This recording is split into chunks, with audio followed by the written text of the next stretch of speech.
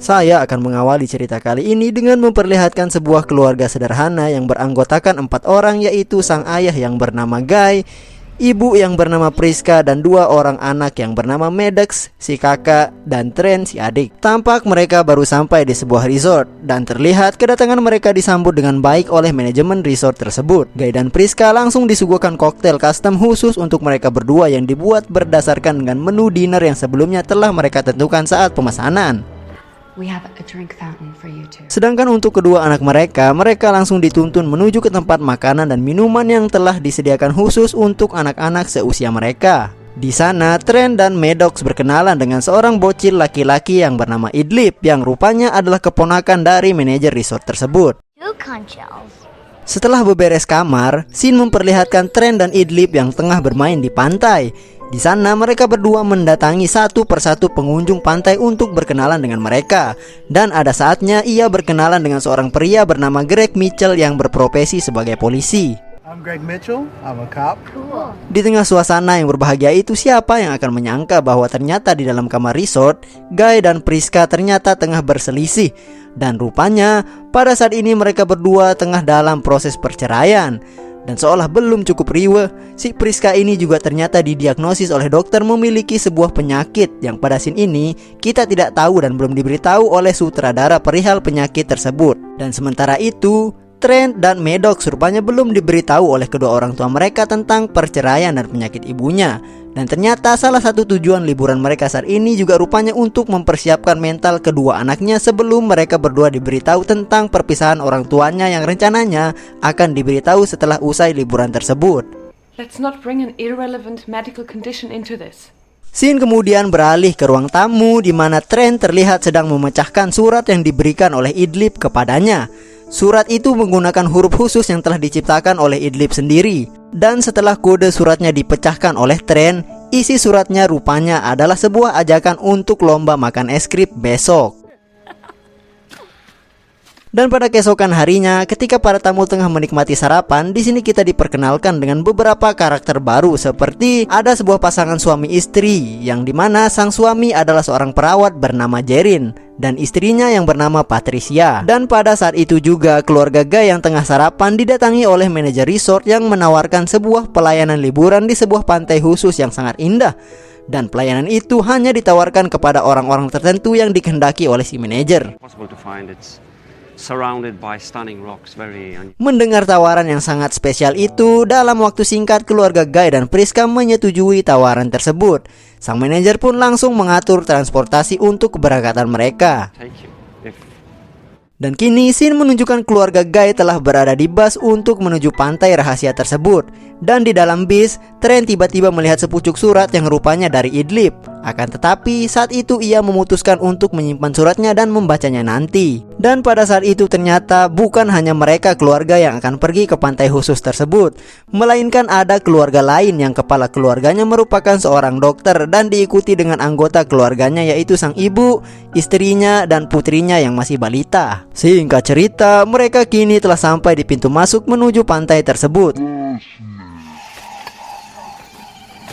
Dan ternyata benar seperti pemaparan si manajer, pantai itu dikelilingi oleh tebing batu yang menjulang tinggi. Bahkan untuk memasuki area pantai, mereka semua sempat melewati sebuah celah alami yang terbentuk di antara dua tebing yang mirip seperti sebuah lorong yang langsung menuju ke pantai. Mereka semua langsung takjub dengan pemandangan pantai tersebut. Dan singkat cerita, mereka semua kini disibukkan dengan kegiatan masing-masing. Kids, look at the beautiful coral. Lie down. Di tengah kegiatan mereka masing-masing, Maddox menyadari bahwa selain mereka ternyata sudah ada satu orang yang lebih dulu tiba di sana sebelum mereka semua. Dan kebetulan Maddox mengenali orang tersebut yang rupanya adalah seorang artis rapper terkenal dengan nama Mid-Size Sedan.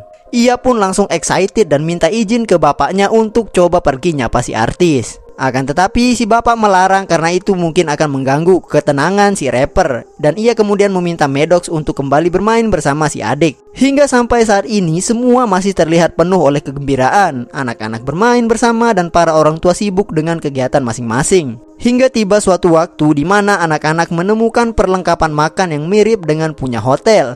Namun bedanya yang mereka temukan sudah dalam keadaan sangat berkarat. Akan tetapi segera Priska menyuruh mereka untuk membuang benda-benda itu. Scene kemudian berganti kepada Tren yang tengah berada sendirian di pinggir pantai dangkal yang diapit oleh tebing. Akan tetapi Tren tiba-tiba histeris. Hal itu membuat para orang tua menghampirinya termasuk si rapper Midnight Sedan. Dan hal histeris itu ternyata dikarenakan pada saat Tren tengah berendam, tiba-tiba saja muncul tubuh mengambang yang menabrak dirinya dari belakang. Melihat hal tersebut, Priska langsung membawa anak-anak untuk menghindari tragedi tersebut. Sedangkan yang lain mengamankan tubuh wanita yang sekarang sudah diyakini menjadi mayat. Pada saat itu, orang yang menjadi tersangka utama atas kejadian tersebut adalah si rapper Midnight Sedan. Namun ia bersikeras membantah bahwa dirinya tidak membunuh wanita tersebut. Tak berselang lama, si Agnes, ibunya Pak Dokter, mengeluhkan dadanya yang sedikit sesak. Dan di lain tempat ternyata Jerin dan istrinya Patricia tiba-tiba saja muncul. Namun bukannya kesenangan yang mereka dapat, melainkan mereka berdua langsung disambut oleh kabar penemuan mayat wanita misterius tersebut. Di tengah kepanikan itu, istri si dokter datang dengan panik memanggil sang suami. Ia berkata bahwa ibunya tiba-tiba saja mengalami sesak napas. Mendengar hal tersebut, sang dokter segera berlari menghampiri ibunya. Sementara Jerin pergi kembali untuk mencari sinyal agar bisa menghubungi pihak resort. Akan tetapi, ketika ia berjalan melalui lorong antar tebing, ia tiba-tiba merasakan tekanan yang luar biasa pada kepalanya yang seketika membuatnya blackout atau pingsan.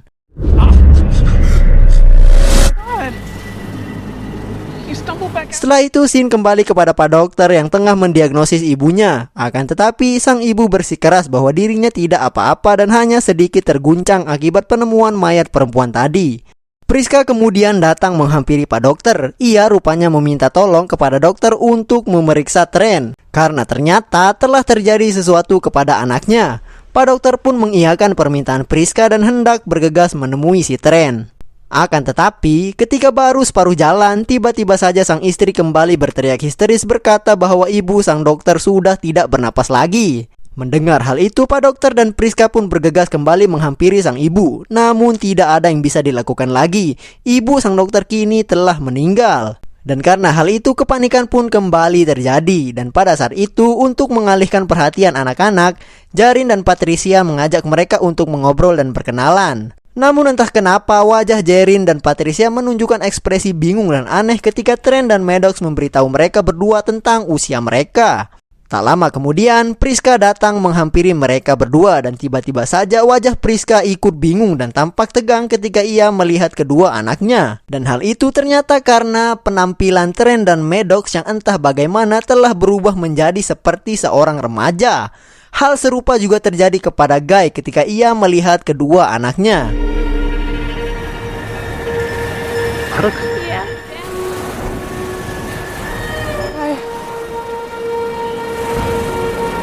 Melihat situasi yang riweh itu, si rapper panik dan berlari untuk keluar dari pantai tersebut. Pak Dokter yang sedari tadi memang seujon kepada si rapper seketika gas dan berlari mengajarnya. Akan tetapi, ketika mereka memasuki lorong tebing, hal aneh kembali terjadi pada mereka berdua. Di dalam tebing itu, mereka tampak mengalami migrain sama seperti yang dialami oleh Jerin sebelumnya. Dan ketika tersadar, mereka berdua sudah kembali berada di pinggir pantai.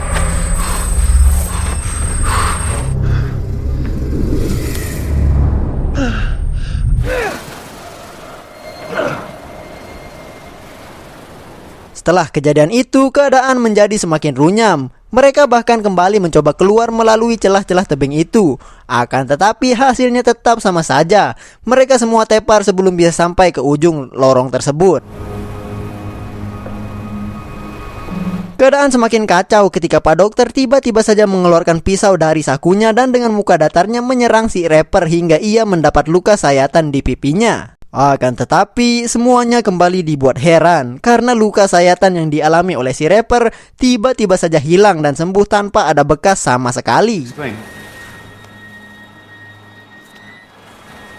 Merasa dirinya semakin dicurigai, si rapper kemudian berusaha menjelaskan bagaimana kronologi awal ia bisa sampai di tempat itu. Ia berkata bahwa dirinya juga diberikan penawaran oleh resort. Namun selain dirinya, ternyata ada orang lain juga yang ditawarkan fasilitas itu, dan dia adalah si wanita yang tadi mayatnya ditemukan oleh si Trent. Di sini terdapat satu penjelasan yang cukup menarik perhatian semua orang, yaitu sebelum si perempuan hilang, si rapper sempat mengobrol dengan si almarhumah dan bercerita satu sama lain. Dan ternyata setelah sesi curhat itu, mereka berdua mengetahui bahwa ternyata mereka berdua sama-sama memiliki suatu penyakit. Di lain waktu, para tiga bocil yang tadinya masih tampak seperti bocil pada umumnya kini terlihat semakin tumbuh menjadi remaja dalam waktu yang hanya beberapa jam saja. Setelah semua kejadian itu, Patricia yang merupakan seorang psikolog mengumpulkan semua orang dan mencoba mendiagnosa semua orang yang ada di sana, dimulai dari Pak Dokter dan istrinya. Namun di sini tidak ada info yang aneh dari mereka berdua. Mereka hanyalah keluarga yang sedang berlibur melepas stres dan tekanan yang dialami oleh si dokter. Setelah itu, Patricia beralih kepada Guy dan Priska. Pada awalnya mereka berdua mengelak dan berkata bahwa mereka hanya sedang liburan, dan mereka berdua menyembunyikan masalah yang mereka berdua tengah hadapi. Akan tetapi, di tengah sesi curhat dong itu, Priska tiba-tiba saja oleng dan terjatuh, hingga menyebabkan semua orang panik. Dan di sanalah Guy terpaksa harus membuka tentang suatu penyakit yang Priska alami yang dirahasiakan oleh mereka berdua, yaitu ternyata Priska memiliki suatu tumor. Pada saat ini Guy awalnya tidak terlalu panik, karena berdasarkan diagnosa dokter, tumor yang dimiliki oleh Priska masih termasuk jinak dan baru hanya berukuran 3 cm. Akan tetapi, ketika Jerin sang perawat memeriksanya, ukuran tumor Priska malah sudah sebesar bola golf. Keadaan pun semakin kacau, ditambah lagi kini Priska sudah benar-benar tidak sadarkan diri. Melihat keadaan itu, sang dokter pun terpaksa melakukan operasi darurat untuk mengeluarkan tumor Priska hanya dengan peralatan seadanya. Sementara itu, anak-anak bocil dengan penampilan remaja disuruh untuk pergi ke tempat lain agar tak melihat proses operasi tersebut. Didampingi dengan Jerin, Pak Dokter pun akan memulai operasi dadakan tersebut. Akan tetapi, sebelum mulai, Pak Dokter mengocehkan sesuatu yang gak jelas. Sang istri yang melihat hal itu mencoba menenangkan suaminya dan barulah operasi bisa dimulai. Akan tetapi, ketika Pak Dokter mulai menyayat perut Priska,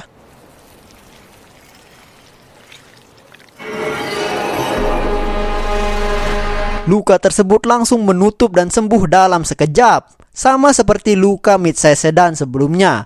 Karena hal tersebut, semua orang pun terpaksa menahan luka Priska dengan tangan mereka agar tetap terbuka, sehingga akan memudahkan Pak Dokter bisa mengambil tumor yang ada pada perut Priska. The name of that film? It was with Jack Nicholson. I'm lifting the tumor out. Singkat cerita, Pak Dokter mampu mengangkat tumor tersebut yang tampak sudah sebesar buah naga. Dan setelah itu, Priska pun mulai berangsur sadar.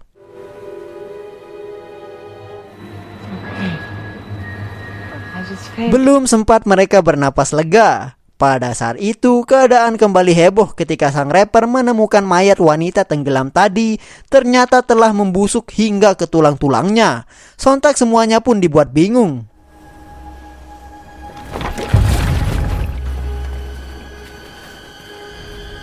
Pada saat itu Priska yang bekerja di museum memperkirakan bahwa harusnya mayat manusia itu akan bisa hancur di alam terbuka setidaknya membutuhkan kurang lebih 7 tahun. Dan untuk yang hancur sampai ke tulang itu harusnya dibutuhkan waktu sekitar 30 tahun. Akan tetapi di tempat itu terjadi dalam waktu hanya 3 jam saja kepada mayat wanita tersebut. Setelah diagnosis itu, mereka kembali berdiskusi tentang apa yang sedang terjadi, hingga ditariklah kesimpulan bahwa di tempat itu waktu berjalan jauh lebih cepat, dan diestimasikan bahwa 30 menit di pantai itu sama dengan melewati 1 tahun hidup mereka. Dan setelah penjelasan itu, kini terjawablah misteri mengapa bocil-bocil yang tadi tampaknya seperti bocil biasa seketika tumbuh menjadi remaja. Dan bahkan pada saat ini, pada mereka semua tampak mulai muncul tanda-tanda penuaan. Di tengah diskusi yang runyam itu, mereka menyadari bahwa mereka sudah cukup lama tidak melihat Tren dan putri dokter yang tadinya balita bernama Kara. Wait, where are the kids? Mereka pun mulai memanggil nama mereka, dan singkat waktu, ketika mereka berdua ditemukan, sungguh sangat membagongkan. Si Kara yang beberapa menit lalu masih menjadi balita, kini sudah tampak berjalan menjadi seorang AWW dewasa dan dalam keadaan hamil. Just to let mom and dad figure this out. Siapa menyangka? Tren dan Kara yang baru saja beberapa waktu menjadi orang dewasa sudah melakukan percocok tanaman. Sedangkan Mimin saja yang sudah cukup lama hidup dewasa masih belum pernah mendapatkan kesempatan untuk merasakan pengalaman itu. Sudahlah. Kembali kepada Kara, apalah arti masa kehamilan yang harusnya 9 bulan di tempat yang setengah jamnya saja sudah sama dengan 1 tahun. Bahkan dengan melihat perut Kara, si Jarin yang seorang perawat memperkirakan bahwa usia kehamilan Kara yang sekarang sudah mencapai usia kandungan 5 bulan. Dan benar saja, baru beberapa menit Kara langsung mengalami kontraksi. Seketika semua orang panik dan melakukan persiapan melahirkan. Dan di tempat itu semua berjalan begitu cepat.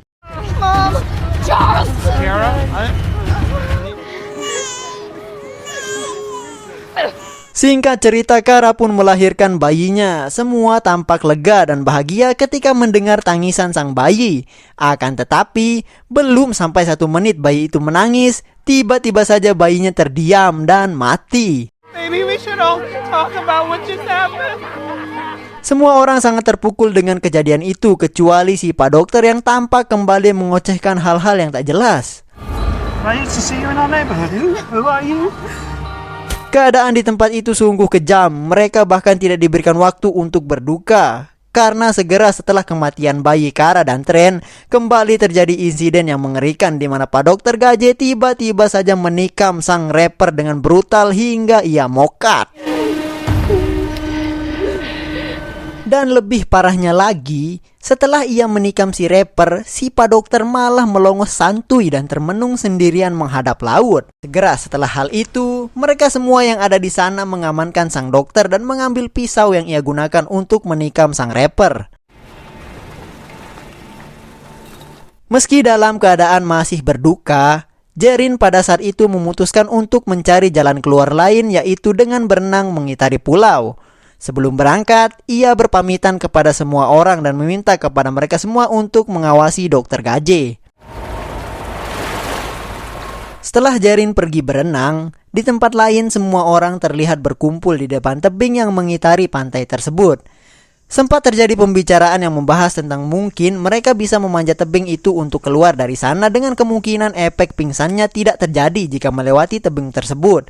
Mendengar hal itu, Tren langsung menawarkan diri untuk memanjat. Akan tetapi, hal itu dilarang keras oleh ibu dan ayahnya. Dan di tengah diskusi itu, Guy menyadari bahwa mereka semua berada di pantai itu bukanlah karena suatu kebetulan, melainkan ini semua sudah direncanakan oleh pihak resort, di mana tampaknya setidaknya 1 orang di setiap keluarga memiliki penyakit, mulai dari Priska yang memiliki tumor, Patricia yang memiliki penyakit epilepsi, sang dokter yang memiliki penyakit kejiwaan, bahkan hingga sang rapper dan wanita yang telah menjadi mayat juga diketahui memiliki penyakit.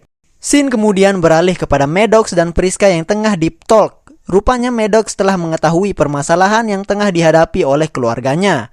Suasana hati Maddox semakin sedih ketika mengetahui bahwa ibunya ternyata punya seorang gebetan lain. Maddox yang begitu terpukul mendengar pengakuan sang ibu seketika berlari menuju laut dan menangis ditemani dengan deburan ombak yang menghampiri dirinya. Akan tetapi, tiba-tiba saja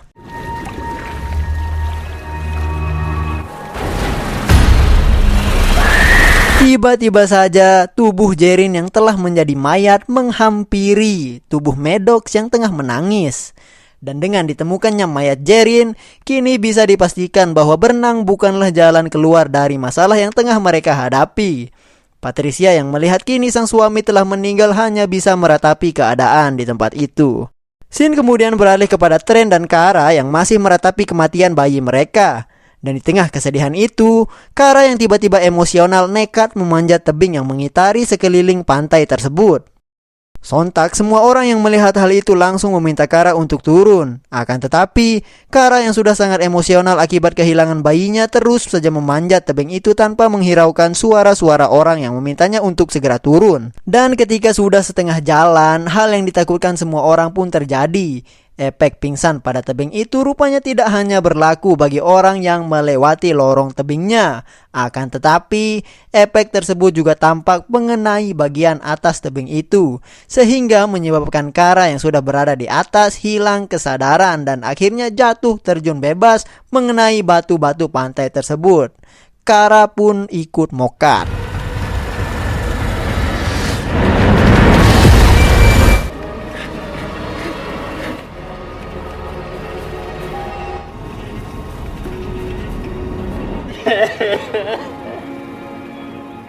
Dan karena tragedi tersebut bertambahlah duka yang harus Tren alami.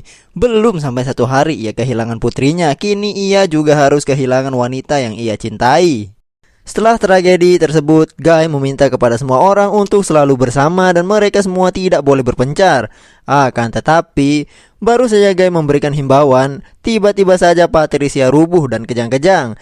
Dan karena diketahui Patricia adalah orang dengan penyakit epilepsi, maka bisa dipastikan bahwa saat ini epilepsinya Patricia kambuh lagi. What's happening? Semua orang langsung panik melihat keadaan itu. Ditambah saat ini sudah tidak ada Jairin yang merupakan seorang perawat yang biasa menangani penyakit istrinya. Dan satu-satunya orang dengan latar belakang medis yang ada di sana malah menjadi orang gila.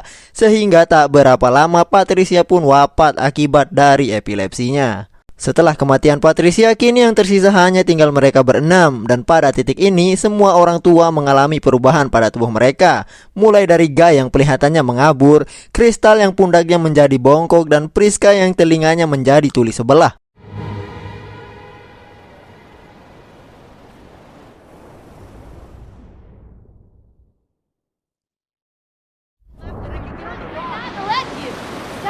Crystal yang malu melihat fisik tubuhnya sendiri tampak sangat stres dan akhirnya memutuskan untuk pergi menyendiri karena dia tak ingin dirinya dilihat oleh orang lain dalam keadaan menyedihkan tersebut.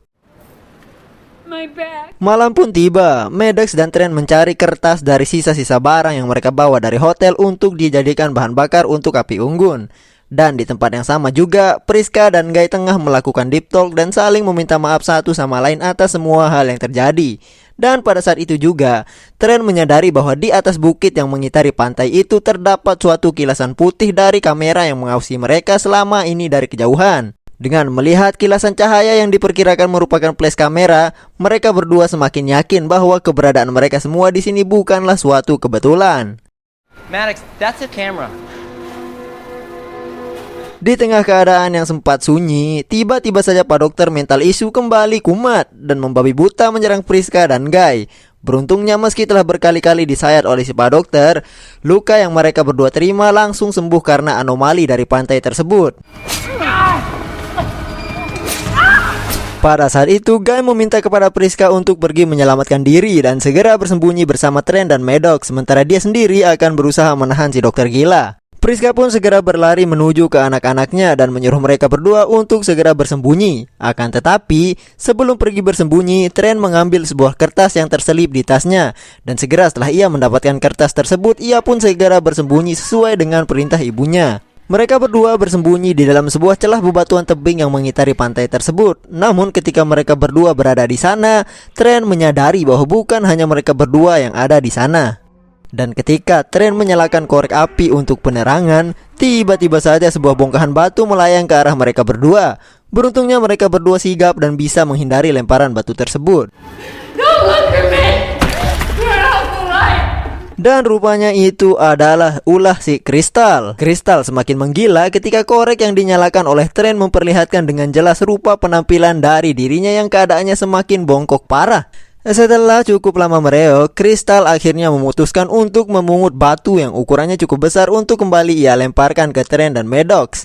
Akan tetapi, dengan tubuhnya yang sudah kurus dan kekurangan kalsium itu, batu besar yang hendak ia lempar malah terlepas dan jatuh mengenai punggungnya yang bongkok, hingga membuatnya tersungkur dan menyebabkan ia mengalami dislokasi pada tulang-tulangnya.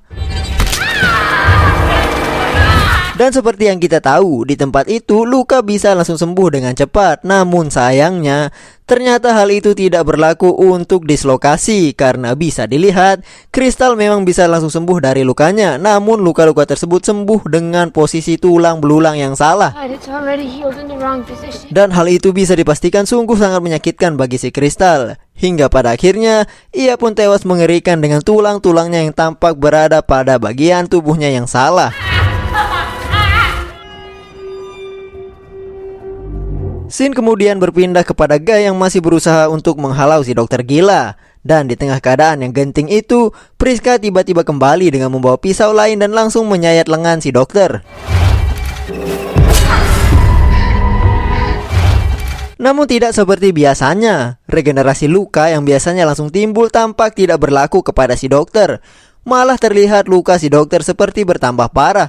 Dan ternyata hal itu disebabkan karena pisau yang Priska gunakan untuk menyayat si dokter rupanya adalah pisau berkarat yang tadi ditemukan oleh Trent dan Maddox pada saat awal mereka tiba di pantai itu. It's rust. It acts like poison when it gets into your bloodstream. Sontak saja karena pisau berkarat itu dan ditambah dengan waktu yang berjalan cukup cepat, luka si dokter malah terlihat semakin terinfeksi ke seluruh tubuhnya dikarenakan karat yang juga telah masuk ke pembuluh darahnya.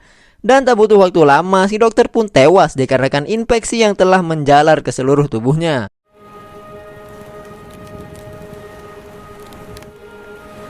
Setelah semua kekacauan itu, untuk sesaat mereka dapat kembali tenang dan berkumpul layaknya sebuah keluarga bahagia. Akan tetapi, seperti yang kita tahu, waktu di sana berjalan sangat cepat dan hal itu kini terlihat semakin berdampak kepada mereka semua. Terlebih lagi kepada Guy dan Priska. Bahkan Guy di waktu itu sudah mulai pikun dan melupakan bagaimana ia bisa berada di pantai itu dan mengapa mereka ingin sekali untuk meninggalkannya. Why did we want to leave this beach? Hingga pada akhirnya Guy pun tiba-tiba rubuh dalam tidurnya dan wafat mengikuti Jerin dan yang lain. Namun yang sungguh menyedihkan, tak lama setelah Guy wafat, Priska juga ikut menyusul Guy dalam jarak waktu yang sangat singkat. Dad.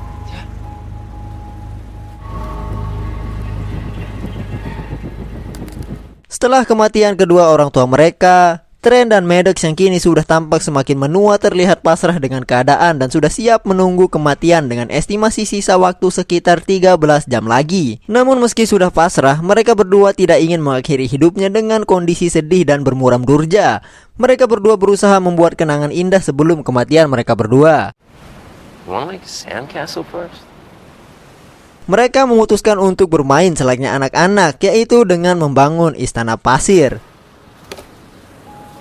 Di tengah keseruan itu, Trent tiba-tiba teringat bahwa ia belum sempat membaca surat yang diberikan Idlib kepadanya sebelum mereka pergi ke pantai tersebut. Maddox pun meminta Trent untuk membacanya selagi sempat. Dan ekspresi Trent seketika berubah ketika ia berhasil memecahkan surat bersandi dari Idlib.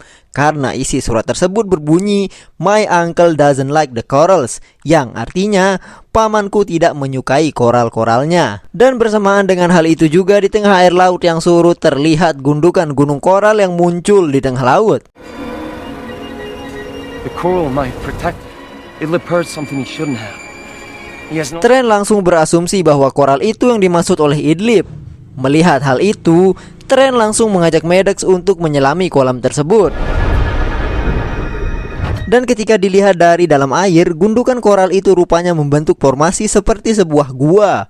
Trent dan Maddox pun berenang memasuki gua koral itu dengan harapan efek pingsan pada pantai itu bisa dinetralisir oleh koral-koral tersebut. Namun di tengah usaha tersebut tiba-tiba saja Maddox tersendat karena ternyata helaian bajunya tersangkut di koral-koral yang ada di sana. Trent yang sudah berada di depan pun terpaksa kembali untuk membantu kakaknya. Namun dikarenakan keadaan yang tergesa-gesa dan ditambah lagi kini mereka berdua berada di dalam air di mana mereka harus menahan nafas membuat hal yang sebenarnya sederhana menjadi sangat sulit. Dan di saat scene menegangkan tersebut, scene malah beralih kepada seorang dari kejauhan di atas bukit yang ternyata benar selama ini memantau seluruh kegiatan di pantai tersebut. Dan dia ternyata adalah supir resort yang sebelumnya mengantar mereka semua ke pantai itu. Dan karena ia merasa bahwa Trent dan Maddox telah meninggal tenggelam, ia pun melaporkan hal tersebut kepada pihak resort. Dan karena Trent dan Maddox merupakan orang terakhir, ia pun bergegas kembali ke resort dengan semua hasil pengamatannya. Dan sesampainya di sana, kita diperlihatkan suatu ruangan yang tampak lebih mirip seperti laboratorium, di mana di sana terlihat sejumlah orang dengan pakaian jas lab tengah meracik berbagai cairan. Dan di ruangan itu juga terpampang data-data milik orang-orang yang tadi berada di pantai, lengkap dengan informasi tentang penyakit yang diidap oleh setiap satu orang dari keluarga tadi. Seketika kegiatan semua orang di ruangan itu terhenti ketika si Pak Manager memberikan sebuah pengumuman tentang uji coba yang mereka lakukan kepada orang-orang di pantai tersebut. Ya, benar, Anda semua tidak salah dengar. Pak Manager menyebut semua orang yang tewas di pantai tadi sebagai subjek uji coba. Apakah yang sebenarnya terjadi? Oke, baik, saatnya penjelasan. Untuk penjelasan awal, Priska, Patricia, Dokter Gila, Midsize Sedan, dan wanita yang ditemukan oleh Trent, mereka semua adalah subjek uji coba obat terbaru yang dilakukan resort tempat mereka menginap tersebut. Kita mulai dari resort tempat mereka menginap yang ternyata berada di bawah perusahaan farmasi bernama Warren & Warren Company. Dan suatu hari Warren Company ini menemukan sebuah pantai anomali di mana waktu berjalan jauh lebih cepat di atas normal. Dan entah karena pikiran apa, mereka akhirnya ingin membuat tempat itu menjadi tempat uji coba untuk obat-obat baru yang hendak mereka kembangkan. Karena melalui tempat itu, mereka bisa mengetahui efektivitas suatu obat terhadap penyakit jauh lebih cepat dikarenakan waktu di pantai itu berjalan yang tidak seperti biasanya. Hingga akhirnya perusahaan Warren itu kemungkinan membeli tanah di sekitar pantai tersebut dan mendirikan resort di sana. Dan karena tanah itu telah menjadi properti milik pribadi, maka tentu akses untuk ke sana hanya dimiliki oleh orang-orang yang dikehendaki oleh si company ini. Dan mungkin karena hal itu juga kenapa pantai ini tidak terekspos ke publik. Dan untuk data penyakit setiap korbannya kemungkinan mereka bisa dapati karena Warren Company ini terafiliasi dengan beberapa rumah sakit yang ditempati oleh para korban untuk memeriksa kesehatan ataupun untuk mereka berobat. Setelah memastikan calon subjeknya, maka pihak resort akan mengirimkan berbagai macam promo yang menggiurkan kepada mereka, entah itu melalui SMS, internet, atau pamflet yang mereka sebarkan. Setelah berhasil menggait korbannya untuk menginap di resort, di sanalah tugas manajer untuk kembali menawarkan mereka untuk liburan ke pantai anomali tersebut untuk menguji obat yang telah mereka ciptakan untuk setiap penyakit yang diderita oleh para subjek tadi. Dan kapankah obat itu diberikan kepada mereka? Itu adalah pada saat mereka baru tiba di resort dan langsung disuguhi dengan welcome drink yang sudah dicampur dengan obat. Kini kita kembali kepada manajer yang mengumumkan hasil percobaan mereka kepada seluruh staf. Dan untuk biadabnya, percobaan yang mereka lakukan kali ini ternyata merupakan uji coba ke-73, yang berarti sudah banyak orang yang mereka korbankan untuk uji coba tersebut. Dan bisa dipastikan semua orang itu mati ya guys, karena manajernya juga bilang bahwa cuma di uji coba ke-73 ini doang yang membawa hasil, yang berarti subjek-subjek sebelumnya tidak berhasil selamat entah karena penyakit atau dampak waktu di pantai tersebut. Yang berhasil juga diperkirakan mati semua, apalagi yang tidak. But not today. Dan keberhasilan yang manajer maksud di sini adalah suksesnya pengobatan kepada Patricia, karena seperti yang kita tahu, Patricia di sini adalah pengidap penyakit epilepsi yang dimana setelah ia meminum obat racikan para pegawai di sana, Patricia tidak pernah mengalami epilepsi di pantai tersebut selama 8 jam 17 menit, yang jika dikalkulasikan ke waktu normal itu sama dengan 16,5 tahun. Mereka pun mengklaim bahwa itu sebagai suatu keberhasilan yang mereka bilang akan menyembuhkan jutaan orang dengan penyakit epilepsi di seluruh dunia. Sedangkan untuk kasusnya Priska, dia akan sembuh karena ia dioperasi dadakan oleh si dokter gila. Dan tampak juga tumornya tidak mengalami penyusutan yang berarti. Jadi itu tidak dianggap sebagai kesuksesan oleh mereka. One day instead of a lifetime. Every single person that needs it. Dan setelah pengumuman tersebut, manajer pun kembali mempersilahkan para pegawai untuk kembali bekerja. Sedangkan ia sendiri akan kembali menyambut tamu yang akan menjadi subjek uji coba bersama dengan si penyambut tamu yang kita lihat di awal film. Singkat cerita, kita diperlihatkan scene di mana manajer menyambut tamunya yang baru saja datang dan langsung diikuti oleh Madrid yang menyuguhkan welcome drink aka obat racikan yang akan mereka uji keefektivitasannya. Namun tiba-tiba saja datang seseorang yang menyenggol Madrid dan membuat minuman itu tumpah sebelum minuman itu sampai kepada tamu tersebut. Dan setelah itu orang misterius yang menabrak Madrid itu berkata memperingati si tamu untuk tidak meminum apapun yang diberikan oleh pihak hotel tersebut. Dan ternyata orang itu adalah Trent dan Maddox versi remaja. Seketika wajah manajer dan Madrid menjadi tegang ketika mereka berdua memaparkan semua hal yang mereka alami kepada seluruh tamu yang ada di sana. Tak lama kemudian, di keadaan gaduh itu datang Pak Polisi yang kita diperkenalkan di awal film, yang datang untuk mengamankan mereka berdua karena ternyata Trent telah melaporkan semua hal yang terjadi kepada Pak Polisi sebelum ia pergi mengantemi si manajer. Sending you the rest of the names now.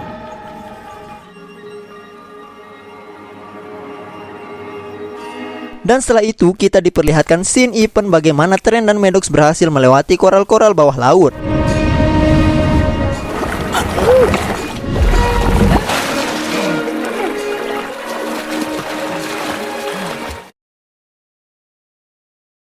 Dan setelah itu scene memperlihatkan Trent, Maddox, dan Pak Polisi yang kini berada di helikopter kembali ke pantai anomali dan mengamatinya dari udara. Di sini kita juga diberitahu bahwa seluruh pihak resort dan Warren Company telah ditangkap dan akan segera dibawa ke pengadilan atas semua hal yang telah mereka lakukan kepada subjek-subjek yang telah mereka bunuh atau mereka biarkan terbunuh. Sedangkan untuk Trent dan Maddox, mereka akan segera diantar pulang untuk bertemu dengan bibinya. Di sini terjadi percakapan yang berkata bahwa bagaimanakah perasaan bibi nanti ketika akan melihat keponakannya yang kemarin masih berusia 6-7 tahun sekarang menjadi lebih tua daripada dirinya sendiri. Tapi mereka berkata bahwa mereka yakin bahwa bibinya akan mengerti. You'll be okay. Dan film pun berakhir.